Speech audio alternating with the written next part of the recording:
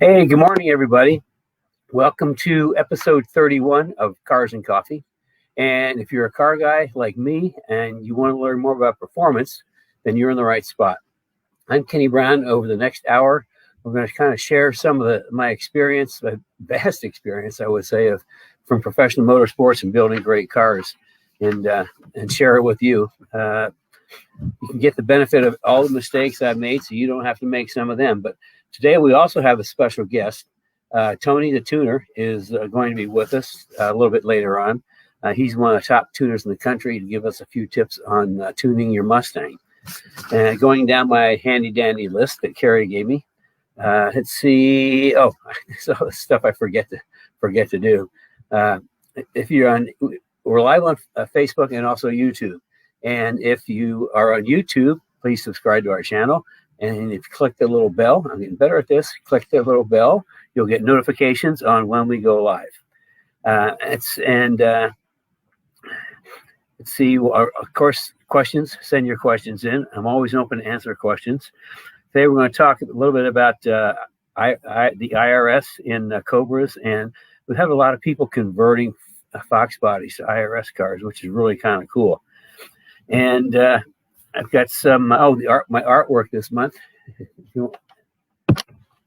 is the Formation Finish. This is another work by Nicholas Watts, one of my favorite automotive artists. I've got quite a few of his pieces. And this is the 1966 Le Mans and the three Ford GT40s finishing Formation Finish. That's why it's called. I think the lead car was driven by Chris Samus and Bruce McLaren. Back then, they only had two drivers. Today, some of these teams have like four. So, I guess that's back when men were men. Actually, that's back when racing was dangerous and sex was safe. So, but the times have changed, and we have changed right along with them. I've got a couple of little things. Oh, I don't need to tell you about David's motor. You've heard me talk about David, the customer I'm helping build a NASA AIX car remotely. Haven't had enough coffee yet. He's building a NASA AIX car. He's on the West Coast, and I'm here in Indianapolis. And the way it started, I think it's a 13 S197, and he really didn't want to go turbocharged or supercharged. He wanted a good naturally aspirated engine. So after a bunch of considerations, I decided rather than, hold on, this is Cars and Coffee, and I haven't quite had enough coffee this morning. So this is your cue to take a sip of coffee. He didn't want supercharged or turbocharged. So, I kind of noodled on it. And what I decided to do is use a 351 Windsor, all aluminum. So it was light, and originally wanted to stroke it at the 427, but our engine guy was talking to me, and he said for road race applications, he thought the 427 stroke was a little bit too much. It would rev better with a little shorter stroke, so we ended up at 408 cubic inches. And being all aluminum, it's light, it's dry sump, it's a really cool motor. And just to give you an idea why I went with the Windsor, the Ford Performance 5.2 XL, which is the motor everybody wants to use, is like 580 horsepower at 7,800 RPMs, 445 pounds of torque at 4,500 RPMs. Now, okay, ready for this? David's engine made 652 horsepower at 6,900 RPMs. At 7,000 RPMs, he's still making 650. 553 pounds of torque at 5,500 RPMs. That means that at 4,500 RPMs, where the Coyote makes its best torque at 440, at 4,500, he's 515 pounds of torque. So 70 pounds of torque up, and overall, he's over 100 pounds of torque up over the Coyote. And, I have an old saying, it's not my saying, it's just been around for a long time, that horsepower sells engines, torque wins races. So, we've got a real torque monster going into David's car. Pretty happy with the results. I've just been dying for weeks to find out what it says on dyno, and I finally got the results this week. So, moving right along,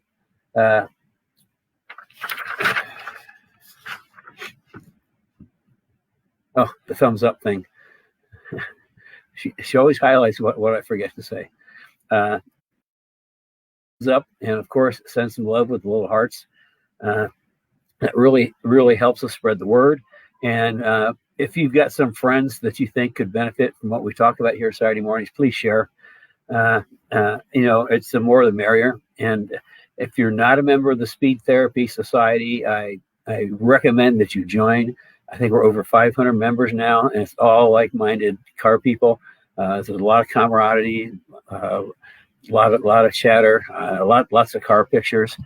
And that's where the questions I talk about on Saturday all come out of the Speed Therapy Society.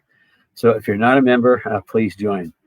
And okay, I'm getting down the list. I'm not forgetting too much this time. Oh, sign up for the newsletter. I almost forgot that. Sign up for the newsletter. That way you get notifications when we're doing Cars and Coffee or any other special events. Speaking of special events, this Wednesday, if you notice, the frost isn't heavy enough yet, so I'm still plugged up from all my sinuses.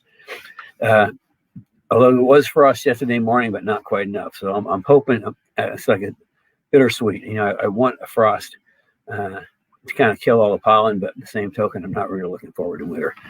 So anyway, special events. This Wednesday evening, I did a special event. It was on the SM95 platform with the Cobra 99-04 with IRS. And also it was about the IRS. We have a lot of people that are putting the Cobra IRS into regular SM95 GTs, and also kind of like the big wave right now is putting IRS into Fox bodies. And so we had it was a really nice, I thought it was a nice presentation. Everybody seemed to learn a lot, but the big thing was the IRS package is what I talked about the most. And what we've done in as far as upgrading, but let me back up a little bit. My experience with IRS goes all the way back to the 70s, dealing with SVCA open wheel cars from the Fords, Formula Atlantic, Super Vs.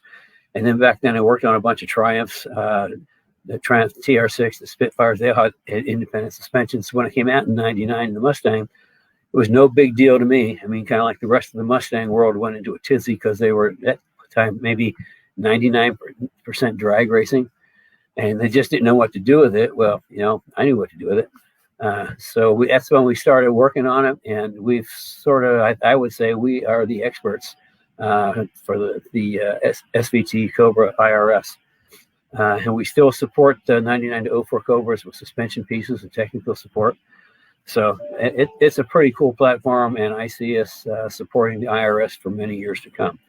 But anyway, I talked about how in the process of, we have like 4 phases of upgrading the IRS package.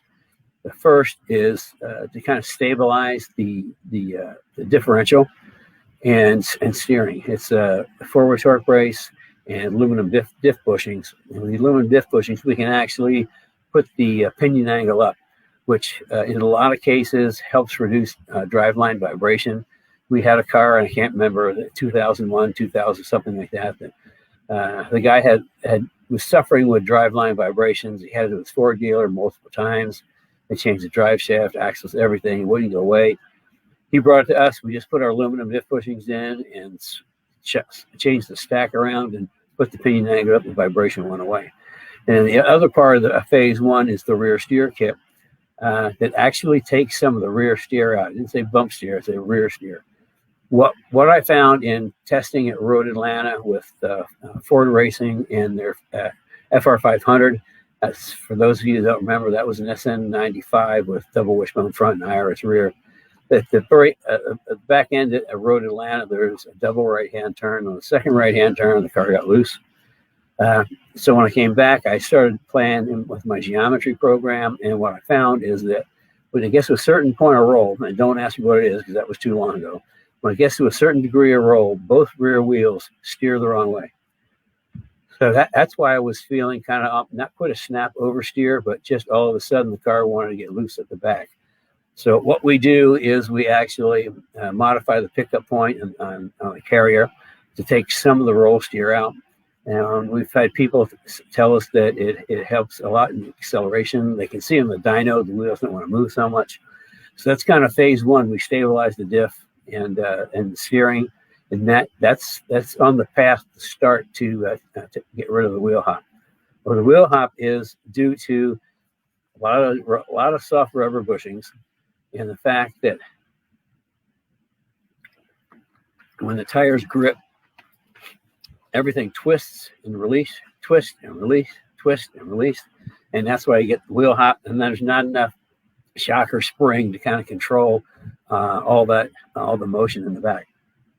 So that's starting in phase one. Phase two is where we really start to improve the wheel hop as we go to one of our tubular lower control arm, and also convert the coilover. By converting coilover, that does a couple of things. First of all, it gives me complete control of spring rates. And those of you who've been with me for a while know that I custom pick the spring rates for every customer based on their application. And then with the shock, we have a much better shock. In fact, the shocks are custom built for me by Strange. A long time ago, we used to have conies, but it was a special build, and it took like sometimes 2 months, and that was too long. So got together with Strange, and I took my shock dynos up and said, "This is what I want." I said, "Fine, we can do that." So we got the coilovers in the back. You need a single adjustable or double adjustable. 90% of the people don't need double adjustable. Single adjustable works fine. Anyway, that's kind of like phase two. We got a good shock, a good spring, and a super strong tubular lower control arm. Phase three is pretty simple. That's just a tubular upper control arm to take some weight off, and that's a really nice piece. And then stage four, which is the biggie, is we take the carrier and we whack off all the pickup points, and we actually make new brackets, and we put them back on in different positions. So I completely alter the rear suspension geometry. We also even take the inner point down lower so that we take all the roll steer out. We just started doing our rear steer kit a long time ago. And I see other people in the market now, they're doing what they call a rear bump steer kit. But to me, bump steer is the front of the car, that when you turn the wheel and you get a bump, the steering changes. At the back, and the rear wheels don't turn. They're just going up and down. So to me, it's not bump steer. That's the problem, is roll steer. So that just goes to show you, I get copied, but people don't know why, but they'll copy me anyway. So anyway, that gets us through phase three. And at phase four, we're talking about the geometry on the K member or the carrier, and we take all the roll steer out of it. We move the inner pickup point down even lower. And then we also whack off that great big ugly mount in the back, and we put a bracket that bolts right to the rear frame rail. So it's just solid. It just bolts. It's a solid mount. And all that really, the whole package. The car is just drive like a dream, especially teamed up with my front grip kit with the K member and control arms and Caster Plus. Like I had that in my track car Kermie, which was 2001. Actually, it was my 2000 SEMA car, and I could drive that car all day. I could put anywhere on the track I wanted.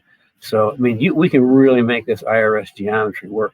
One of the questions we got Wednesday night was, somebody asked, they said, "What's the process of sending the cradle in?" Because what we do, you need to send your cradle in, and we'll modify it and send it back. Now, if sometimes we'll be one ahead on cradles, and if we go one ahead, we can send that and trade you out. But we either have to have your carrier or a big core charge, because they're kind of getting a little hard to find. But he asked what's the best way to get there. This is an interesting story. We've been struggling come up with a cost-effective method for shipping these carriers. And one of our customers discovered a while back that the most cost-effective way to ship it is by Greyhound, believe it or not. Stick it on a bus. So that's what we're doing. Now we've shifted all our transportation of our IRS carriers to Greyhound. Who'd have thunk? So anyway, that's kind of what we went through in the. Of course, it took a lot more time explaining a lot more, but the IRS is really cool, and like I say, it's something we're going to be supporting for a lot of years. Somebody asked, how harsh is the ride with the solid cradle? You do pick up some NVH, but it's not like it's going to drive you out of the car. And to me, when you start modifying cars, there's always compromises. And, giving up a little MVH for a carrier that's rock solid, that nothing moves around with great geometry, I think far outweighs the small increase in NVH. And then somebody asked what the rear coilovers were. Actually, they're 2.5 ID diameter. Most of the U.S. shocks are all 2.5 ID, 2.5 inches ID. Now the JRZs we get from Netherlands, those are 2.25, and a number of European shocks are 2.25. So, and then going down, that's the pinion angle. Somebody also asked about, do we need to slot the frame rail for the upper control arms? Well, when we first brought these out in 99, actually 2001, to ensure clearance for the upper control arms, we actually had a pattern and pieces. You cut a little notch in the carrier, just so to have plenty of clearance. Well, we've gone beyond that, and we've actually now do an overbend in the control arm, so we really don't need to notch the rails anymore, which leads to an interesting story. If you've ever looked at the rules for NASA American Iron, there's a section on IRS, and it states you cannot notch the frame rails, and all the pickup points have to be original OE to run an IRS in American Iron. Well, the reason for that is I had some friends, some engineers at Ford that wanted to build a really hot American Iron car. They did a fabulous job on the car. They got it stripped out really light. They had a front suspension and the IRS. And the problem is that car was fast. I mean, really, really fast. And back then, most of the strength of NASA was on the West Coast. And, the West Coast guys were all live axle guys, and they had nothing. They had nothing that could compete with this car with my IRS in it. So they complained. So, we're kind of in the middle. We're not part of the West Coast group. So they changed the rules. So basically, they made my IRS illegal. So if you read through NASA rules and see a paragraph on IRS, that's because of myself and a couple of really talented engineers from Ford. So, Carrie is coming up to give me a sign. I can't get by without these signs. In case you're just joining us, this is one I always forget. In case you're just joining us, I'm Kenny Brown, and this is the 31st episode of Cars and Coffee, where I try to share my extensive knowledge and background from professional motorsports and building really great cars. And also over my shoulder is, as some of you know, and if you don't, that's my trusty toolbox. That's what makes me different from just about everybody else out there that sells Mustang parts. I actually made my living out of my toolboxes for almost 30 years, and I still use it. And that top box, my Go box, has been with me to just about every major racetrack in North America and up into Canada. So that's why it's sitting back there. It's kind of like, this is my experience back there. So you took the sign down too fast. Oh, in case you're just joining, yeah, this. You just said that. I just said that. What I just want to comment before you introduce Tony is we had a question that I'll have you answer after Tony's finished about what about an IRS and an S197? That's a good question. Why don't I just answer that right now? You think so? Okay. Somebody asked about an IRS and S197. I can tell you that is something I've thought about, and I think, it's like it's kind of like turning up in the back there how to do that. It's a little bit of a challenge just because of how the frame is in the back. I haven't really taken a super close look at it, but I have thought about it because we make these IRSs work super, super good. And right now, our focus is completely on introducing a new rear suspension piece that I will be introducing in a few weeks because we filed the patent on it last week. I've been working on this for years. It's an amazing piece of kit for the back of an S197 Mustang, and we'll be introducing that in probably a private session in the weeks to come. The guys in the Speed Therapy Academy got to be the very first ones to see what this new piece is. And I mean, they were pretty excited about it. I'm pretty excited about it. And we'll probably do like a special session, kind of like we did Wednesday night was all about the IRS for the SN95. And then also Carrie said that we'll be doing one evening just on the S197, kind of workshop just on the S197 platform. But we got a new rear suspension piece that's now patented, or at least patent pending, and we'll be introducing that in a couple of weeks. It's going to blow your mind. So I think, and as far as S197, yeah, I've thought about it. I just haven't had a chance to take a really good look. But what this new piece does, it'll probably change your thoughts about an IRS and an S197.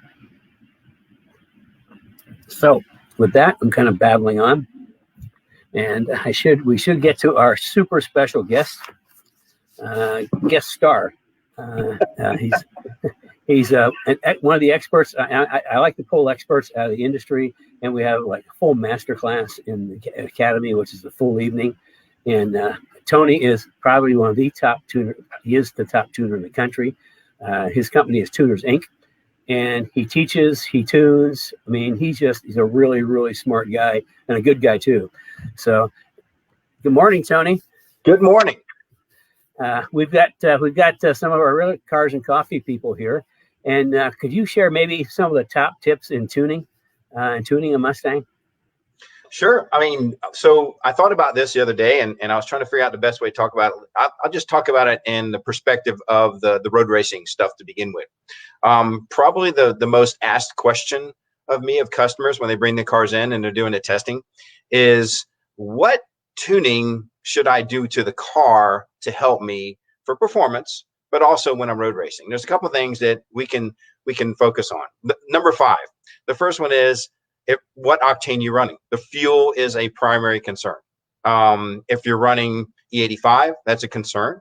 If it's running 93, if you're running 87, if you're running 100 octane, if you're running 110 octane, each of the gasolines have a specific stoichiometric ratio that we need to tune to. Give an example. If the car was a 2007, and let's say we were in 2007, gasoline back then, the stoic was 14.64. So all our tuning was based on that. Well, nowadays, everything's 10% ethanol. So with 10% ethanol out there, our stoic is now 1408. So right off the beginning there, we're 0.6 difference right off the base. So we need to correct that in the tune. And we have access to the fuel stoichiometric. If you're running VP Empty Squat or you're running MS 109, each of those fuels have a specific stoichiometric, and that needs to be set in the tune. So that's the first thing when it comes into tuning is what fuel are you actually going to be running? And I know there's some limitations in some of the classes. I had a Corvette in here the other day that he could run 85 in certain races, and he couldn't run it in other races. So we had to tailor 2 tunes for him. I set him up with an extra tune on his MPVI2 cable so he could change it at the racetrack as well. So the next one is number 4. They asked me, okay, so what kind of performance gains am I going to get in my road racing? Well, in the drag racing world, we're trying to get it there as fast as we can. In the road racing world, we're trying to get there effectively. Okay, we want to be able to come out of the turns, we want to get on the straightaway, we want to be able to hit that and not have problems. So a couple of things we do a little different, and even Ford did this with the Boss 302s, was actually putting in a little bit of idle hang. So there's nothing like pushing in the clutch and it drops so far when you come off the clutch again, it actually unloads a chassis because you're against it. So we actually put a little idle hang in our road race cars. So as you depress the pedal, it stays up. So it allows you to pull it into gear without coming into there and downshifting and causing unloading of the chassis. I think Kenny mentioned that here a while back as well. So that's the next thing we do on the road racing part. Number 3. So one of the things that in the performance tuning is how hot is the oil temperatures. And I think Kenny's talked about this before, and the oil temperatures are coming into play. If you're not running an oil cooler on the dyno, I will intentionally put load on my dyno to run the oil temperatures up to see just how hot it's going to get. I can't simulate you running around the curves on the track, but I can usually get the oil temperature up pretty high to see where it's going to run. If it exceeds a certain amount, I personally think 205, 220 starting to get too hot on the oil. you need to get an oil cooler on a car. That's a tuning tip that I would tell you right off the bat that you need to do as your tuner or any other tuner. Most of them are not looking for your oil temperatures. I do simply, I've data logged several cars at Daytona, specifically a couple of GT350s and GT500s. Oil temperature becomes a primary concern. So that would be my third one on that one. Number two, what gear ratio are you running? A lot of people forget that the gear ratio is the effective part of getting you there. If you're only using part of your power band and you're not in the right power band between it, you need to make sure the gear is correct. I need to know what gear you're going to run, set up the gear ratio in the rear of the car, effective making your speedometer correct, so you know what's going on. And again, that actually works with the idle hang as well. Number one, the primary thing we deal with. Okay, so in the tuning world, we want that extra 10, 15 horsepower. Sometimes the effective horsepower is only roughly from, let's say, a Coyote, from 68 to 7,200 is peak horsepower. We can pick that up. Now, under the curve, if you're not paying attention to it, you can actually lose some of that horsepower and torque. Most tuners will actually pattern it for the peak horsepower. We need to keep it under the curve. Under the curve is what you're going to feel when you come off of that curve or at the turn and you're getting on the pedal. So we want to make sure that the power band is all the way across the curve, not just peak. If you make, an extra 10 horsepower at the top, but down below it's only like 1 or 2 horsepower, it's kind of a waste of your money and time. You want it across the band. That's the most important part. Later model vehicles, we're using variable cam timing to control that, as well as, again, with the right gear ratio to keep yourself in the power band the whole time. I kind of hit 5 of them pretty quick. There's lots of things to talk about. Those are the first 5 that I kind of came out with. And I know everybody has some questions here. So hit me up. Let's go for it. Tony, why don't you, before we get, I got the first question for you. Okay. But before we get into questions, why don't you tell these guys some of your backgrounds? It's absolutely fascinating. So I came home from the hospital in a 64 and a half Mustang. So obviously I was going to be the destined Mustang guy. And throughout my teenage years, I was always involved in cars. Bought my first Mustang was a 68. And actually the very first place I ever ran the car, believe it or not, was a road course. True story, automatic car. They had a Porsche club, had a little cone set up. I went out there, road raced the car. Obviously didn't do very well, but it was fun and I enjoyed it. And then obviously went more into the drag racing later on, but I went in the Navy. I wanted to be a heart surgeon. Money wasn't there for college. So I went in the Navy to make the money and fell in love with a passion. I tracked submarines for a living in the military, became a master training specialist, curriculum developer, which put me in the mode when I retired in 98. I was full-time tuning cars, as well as I started teaching for multiple companies. So we've built everything from, we had a Ford GT that we ran at Ford Proving Grounds with Gene Martindale and the whole crew out there. That was a pretty proud moment. All the way to my normal customers every day, which people going drag racing today at the track. And I just finished helping out a circle track guy, a road race guy, and his Corvette last week saved him from a catastrophic failure. So I've been around doing a long time. It's my passion. I enjoy doing it.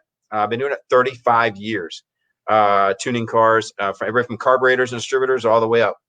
And every day you learn something. And I tell people that if you're on here with Kenny's thing, you're learning as well. So every day we learn something, and that makes our passion even better. So that's kind of where I came from.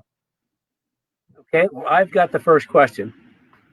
Okay, here is the scenario. We have in our shop right now, it just came in this week, a 2008 Ford Racing FR500S. Those were the cars that were built specifically for the Mustang Challenge. And the irony is, this is actually one of the 3 Speedworks cars that I engineered in the Mustang Challenge. But anyway, it's in here, and it's going to be a full Kenny Brown car when it's done. Full suspension. He's getting a new rear suspension that we're going to talk about in weeks to come. Front grip kit, rear grip kit, JRZs, plus the big, our super Pro 4R big brake kit. Anyway, I thought, well, it's here. Let's give it just a little more juice. We don't want to really go to the max and wear it out. We just want a little more juice. So the direction I want to go, because it's a Ford Racing product, I thought we'd put in the Ford Racing hot rod cams, the intake manifold, and the Ford Racing 62 millimeter throttle body. It's already got headers and a cold air kit. Do you have like a tune in the books that would be close to that? Absolutely. That's the nicest thing about being able to tuning this long. And I store everything on Dropbox. So I have tunes all the way back to 97, Kenny. I have tunes all the way back. I have my Fox Body stuff along for everything too. So, and I pretty much have every software out there. So I keep track of everything. So I've done several of the FRPP kits. The hot rod cams alone are worth about 8 to 10 horsepower. They're more of an idle chop thing for people, but they do give you an extra right 150, 200 RPM with the FRPP intake and that throttle body. That rod kit is basically like a 20, 22 horsepower gain right off the bat. And it's in the peak power where you're actually using it. Cool. Well, that's just, so what you're telling me is if some of our guys out there have some modifications to their cars, if they call you up, you might have a tune in the books you could just send to them. Absolutely. Absolutely. We've done it. More than likely, we've probably done it. And if we haven't, we're going to investigate and make it right. And the company is Tuners Inc. Tuners Inc. of North Florida. Like I said, I've got a full all-wheel drive dyno in my facility. I actually don't turn wrenches anymore. See toolbox on your back. My toolbox out there, but I don't have time to turn wrenches anymore. I'm tuning 4, 5, 6, 7 cars a day and remote tuning and helping customers around the planet.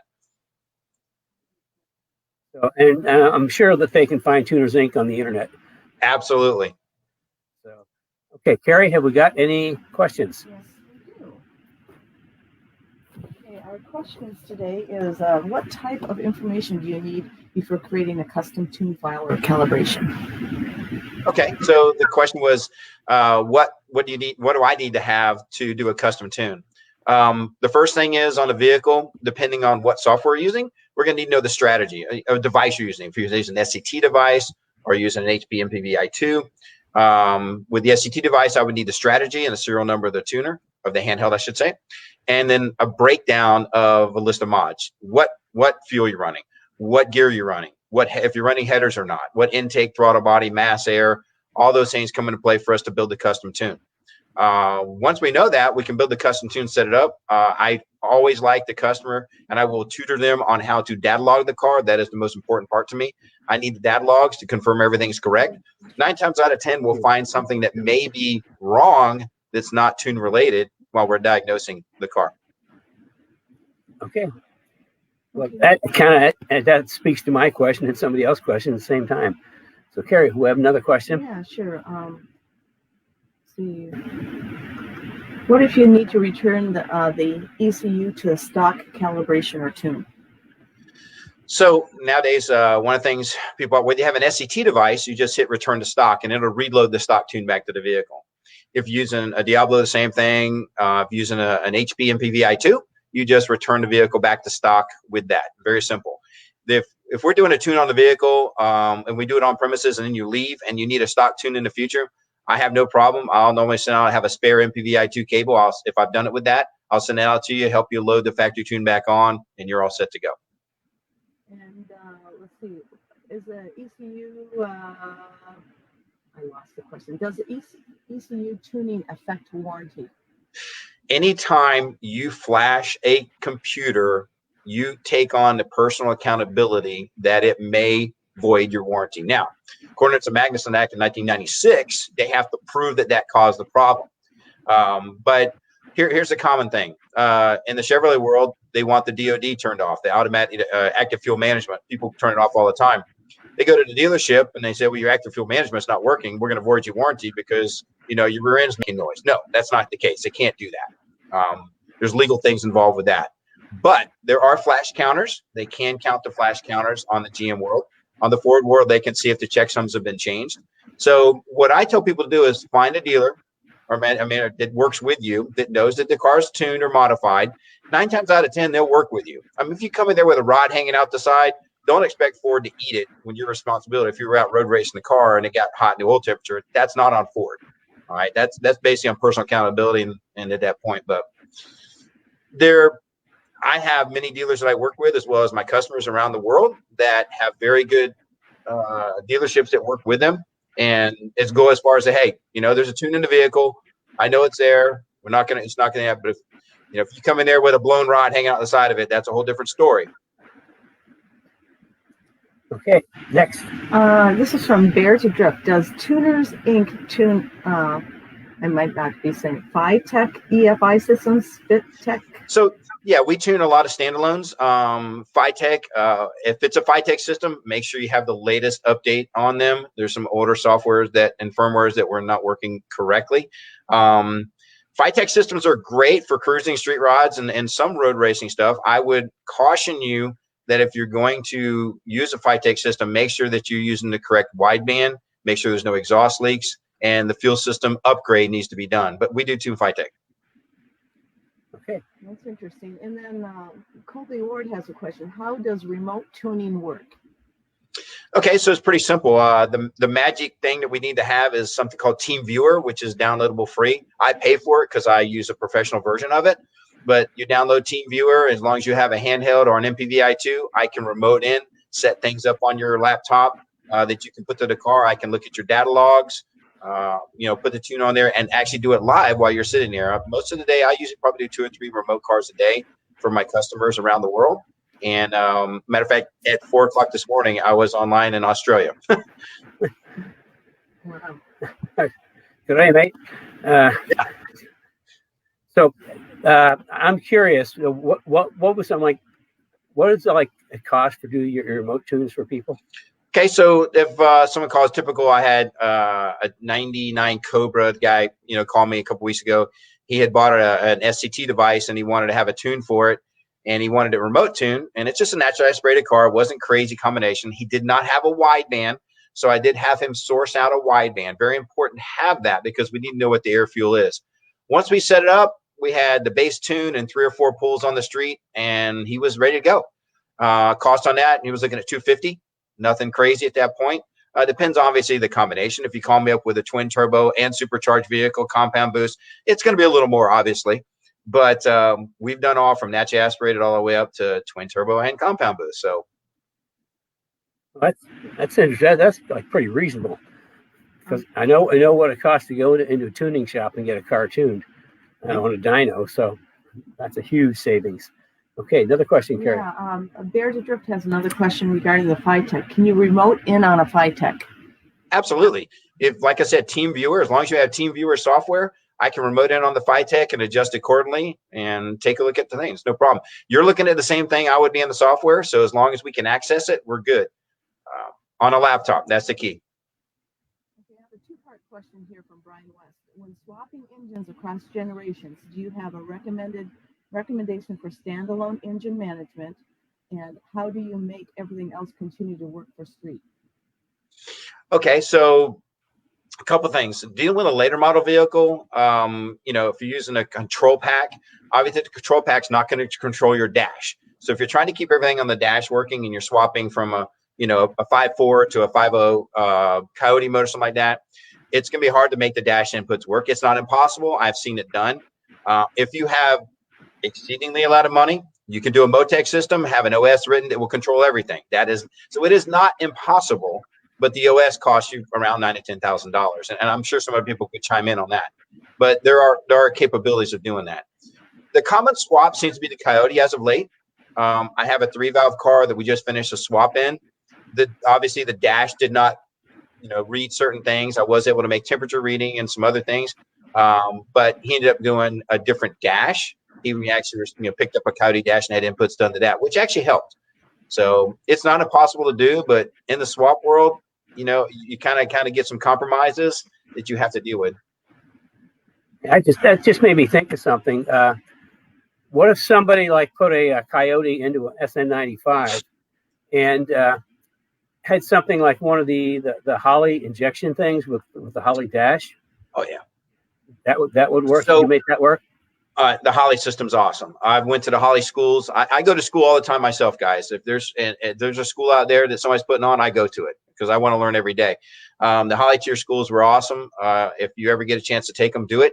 The Holley system's great with the dash. You can put everything on that dash, configure it for whatever you want to do. If you can imagine how something works and you can wire it, you can control just about anything with a Holley system. If you want the dash lights to flick at you, if you want the overhead light to blink at you when you hit, 200 mile an hour, you can control anything with that system, with the IOs. Well, that's pretty cool. That's something I didn't know. Mm-hmm. That's really cool. Okay, I have another question for you. First of all, Tony, Let's see, here it is. What about data logging? Obviously, looking into the engine, the only thing that we can do to see what's going on with the engine, obviously, is data logging. Other than pulling a spark plug is the only thing that tells you what's inside the engine by looking at it. There's nothing else you can physically do at this moment in time. But data logging is the most important part. I recommend, if you are road racing the car, log your car. It may not for every pass, but I actually tell the guys, log the car every time they're on the run, because if something's going on, you come back and you can't determine what it is. You can look at your data log and see. You can see where the oil temperature got high. You can see where the timing's being pulled due to a knock. You could actually see if the car's spinning, just from the fact of the RPMs moving in the mile an hour, not going up, or clutch slip. So data logging is extremely important. There's certain configs that you want to use for data logging. And also remember that most of your data logging will take time or memory. So if you're trying to log every single PID on the software, it's going to take time. So not everything will be accurate. But on a road racing style, I tell the guys, as well as drag racing, data logging is most important. Give me logs. You give me logs, I can tell you what's going on every time. Cool. So, okay, I'm going to getting back to that. So this customer that we're doing, he lives in Nevada with this FR500S and the Ford pack on top. So he could actually download the data into his SCT and then send it to you, and you can look at it and make any adjustments and send it back to him, and he pushes it into the car. Absolutely. We can actually do it while he's sitting there. He could send it to me. I could do a live link right back to it, and set up, fix things or whatever else. Whether it's an SCT device at that point or an MPVI2, HP, or Diablo for the same thing. The data logging we can access, we can see. I think that's pretty cool. Where technology has gone, I got to tell you, it's a long ways from, I was setting Weber carburetors and SU carburetors with this little vacuum thing. So, okay, what do we have next, Carrie? We have from Sal. He has a really good question. How do you make the ABS work in an early S197 with a Coyote control pack? Well, the control pack is not set up to run ABS. It's not designed. It's a standalone. It doesn't have anything with ABS inputs. So in order to do that, I don't think we could actually do that physically through the control pack. There's a company in England, and I want to say it's Race something. I have to remember. They designed the traction control for the Ford GT that Bill Knoblich built out in California. So he kind of set that stuff up, and he used the ABS to control it. So I know it could be done as a standalone, but not necessarily probably through the control pack itself, because it's its own entity. Obviously, you can use some inputs from it or outputs as well, but you would have to have someone that had the technology and the software and the firmware to control the ABS module as a standalone. And I'll have to research that company's name in England that did that stuff. And I'll check with Bill on that in California. Okay, so in other words, the ABS will not work without the processor. Correct. So what if somebody did a Coyote upgrade and used the control pack but left the factory processor in? Well, I mean, sure. As long as you had the input. Going to the engine, obviously. Yeah, because the body control module stuff and the inputs from it are what's controlling the ABS. So as long as it had the specific speed inputs and the RPM inputs, I don't see why it couldn't be controlled. And I know they make stuff to do it, like I said, because we had that Ford GT done, which didn't have traction control, but it does now with that kit using a factory processor. So it's a standalone deal. So I know that it could be done. I do not know how to do it myself. It made me think of something. I think that some of the race car guys were using a Bosch ABS system. I don't know if that would tie into the Ford one or not. I'm gonna have to check on that. But so yeah, you got a problem with ABS and engine swaps. Mm-hmm. So. And again, depend on, I don't know about you, but in the courses you're doing, if the ABS and the traction control is not controllable, then it's kind of useless for you, because if it's doing something when you don't want it to do it, then that comes into play. And you need the control. And that's why that one company built it. We had a launch control with it. We had a road race control with it as well. Okay, cool. Okay, and we have one more question here from Bob Jones. Bob Jones is actually part of the Speed Therapy Academy and actually probably heard you earlier, Tony, when you did your master class for us. Bob Jones has on the idle hang, would changing to a lightweight flywheel affect the hang, or does the ECU correct for that? The ECU does not correct for the torque. We'll call it kinetic energy, right? So we have a flywheel that has, let's say we have a 60-pound or 50-pound flywheel, and when you let off the throttle, it's going to, obviously keep up some, whereas a lightweight flywheel really has no stored energy, which is why you can't start off from the stoplight without revving the engine up higher, because you have no stored energy to move the vehicle. So at the higher RPMs, like with the Boss 302, on the idle hang part, it's more controlled, not really from the throttle, but from the flywheel, but more of a throttle RPM versus control at that point. So with a flywheel, I guess I can answer the question. If you change a flywheel, I'm using a Boss 302 as an example, going to a lightweight flywheel, which I don't think I do, because you wouldn't be able to drive it out of the hole.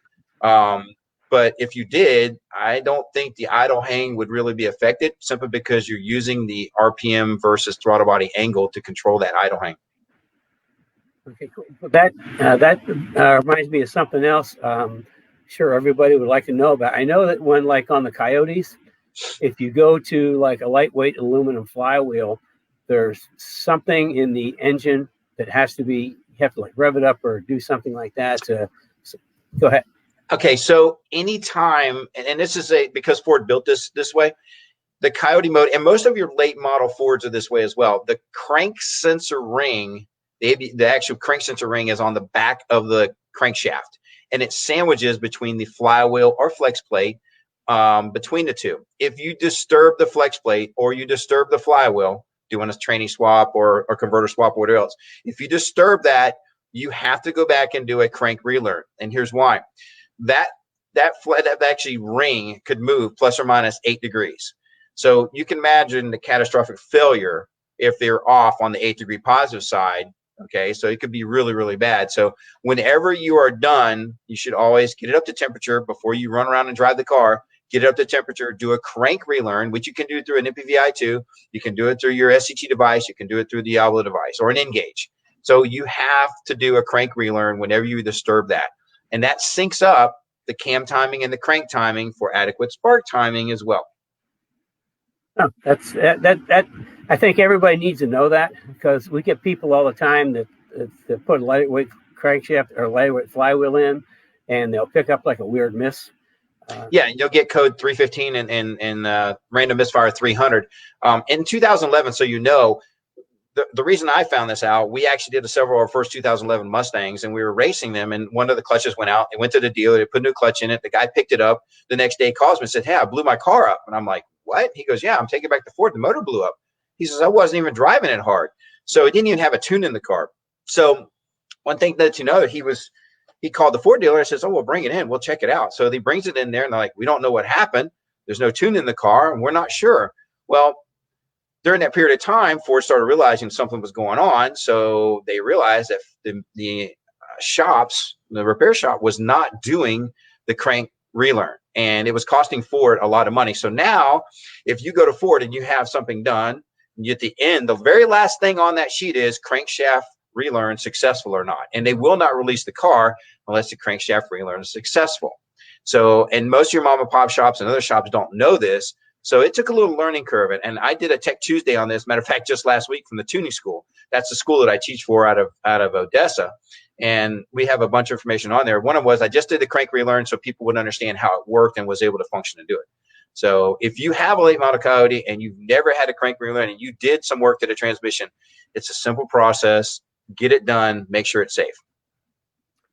I can attest to that. If you don't, on Ruby, we had a problem with that. It was like all of a sudden it would have the code would be random misfire, and it would kind of like stutter, and then after a couple of turns, boom, it was back to normal again. So yep. Yeah, I can attest how important that is. So I think we don't have any more questions. I think Carrie, you said you have something. Well, just real quick, Bear to Drift. Tony, I want to let you know, said he was one on the Tech questions. He said, thank you. He'll be reaching out. And that just reminds me, if any of you do reach out to Tony, let him know that you came from Kenny's Cars and Coffee. I think that'd be good information for him. Or Yeah. definitely let me know. Keep in touch, and I'm looking forward to see how these go. Okay, well, I think this has been really cool. Oh, real quick, does Tony have a YouTube channel? I don't have a YouTube channel. I'm on a bunch of other people's YouTube channels. Andrew from Mustang Lifestyle and several other companies have done stuff with me over the years. And so, they follow me on there. But I personally do not have one. And really, I'm on my dyno from usually 9 in the morning until 6 in the evening every day, tuning cars as well as remoting. So I haven't really ventured into that yet, although people have been asking me. So. Well, we have 2 more questions that just popped up. First of all, Ernie, I apologize. I know your question was asked earlier. I'll ask it now. Can you turn the red key in the Boss 302? Oh, yeah. So with the software we have now, and I mentioned this before in the masterclass, we can actually do the tune and modify the tune. So you still have both key functions. It's not a big deal. We actually have in the software the way to determine both sides of it using MPVI2. Okay, something interesting about the red key. When it first came out, we put a car on the dyno with and without the red key, and the difference in power was negligible. What we did notice, though, is it seems like the throttle responded a little bit quicker, but as far as power, it just was like a little teeny bit. Yeah, pedal mapping, and then the sound, obviously with the what we call the ghost cam. They would basically all you're doing is creating more overlap at idle at that map point, and we can talk about map points later on in one of the classes. But the Boss calibration, when it first came out, people were talking all this horsepower difference. I put on a dyno, is right. There was no difference in horsepower per se, although the throttle is better, the pedal map is better. And if you don't have a Boss car and you want a pedal map that's better and you don't want to do a stock tune, contact JMS for one of their pedal maxes. It works great. Yeah, we use them on all our cars. Mm-hmm. Anybody that doesn't know what pedal max is, I call it a turbocharger for your right foot, because it just makes the response of your accelerator to the processor to the throttle instantaneous. And it comes with a little knob. You can go from 0 to 100%. And I typically drive void the around. warranty. Yeah, I drive around like 60, 70% most of the time. Although when it rains or snow, I go all the way back to 0. Because I found if it's 100% in the parking lot and you're trying to go around, the car just leaps. As soon as you hit the gas, the car just leaps. It's so reactive. Mm-hmm. So no, we put pedal max in everything. If anybody is more interested in that, just give us a call and we'll talk to you more about it. Carrie, so we got a couple more questions came in. Ernie has a question on the red key. He asked first, but there's a follow-up. He says there are 800 changes with the red key. Is it a road? Are there any road racing differences? So there's idle hang, the exhaust burble, as you want to call it, which is decel fuel cutoff is modified. And I would say you're probably right about 800. I haven't looked through all the changes. I have a difference. I can see the differences in the software. The nice thing about it tells me red key, and stock key. So I can tell what things are modified in the tune with that. So there is some idle hang stuff there. There is, and it was, again, road racing. The burble, the ghost cam, which are all controlled. And there are a lot of little small changes. But as for spark and aggressive power, there's not really any more aggressive power from going to the red key on a dyno, let's put it that way. Okay, and this is the last. You have. Nope, go ahead. Okay, this is the last question. Bob Jones asked again. Crank relearn for earlier cars too, like the 01? No, there's no need for a crank relearn because your crankshaft, the sensor is actually behind the timing chain and gear set, and it's not controlled the same way. So no, that isn't a concern there, especially, and that's a non-variable cam vehicle, which is one of the reasons why. Variable cam meaning that it's not moving it. There's no phaser moving it, whereas your 04 up has a phaser, it does move it, and even though that one's on the front of it, doesn't really necessarily need a crank learn. But once you have one that's not mounted solidly, like on your 11 up Coyotes and late model Fords, you have to do the crank relearn if it's been disturbed. Okay, cool. Well, I think that wraps us up on questions. Yeah. I want to sincerely thank Tony for being with us this morning. I hope everybody learned a little something, and now you know how to get a tune without spending a whole lot of money. So, he's a master class. Oh, and he did a master class on that. Yeah, Carrie's talking at the same time. Yeah, he did a master class, which was pretty cool because there's a whole lot more information in the master class for the Speed Therapy Academy. But but if you guys like have me bringing some of my friends, my experts in from the industry, let us know. I know a lot of people, and this is something we do for the academy. And Kerry decided we'll do like a shorter version for Cars and Coffee. So if you want to see more of my friends and experts, just let us know. So aside from that, again, I want to thank Tony immensely. This has been really cool. Plus, we'll be getting in touch with you for tune for this FR500S. Not a problem. So with that, everybody, we will. S197 next week. Oh, Kerry said we're going to talk about S197 chassis and suspension next week. Mm-hmm. Okay, almost forgot that. We have a really cool brake kit to show. And and then we've got the big brakes in for this car. I'll show you that. Along with the Jersey shocks. This is going to be a way cool car. We've got our own racing brake package that's pretty awesome, and I'll be showing you guys that tomorrow if you haven't seen it in the past. So with that, really appreciate Tony being here. Hey, and thanks for having me. Yep. For the rest of you, we will see you next Saturday, 10 a.m. Eastern time. Goodbye.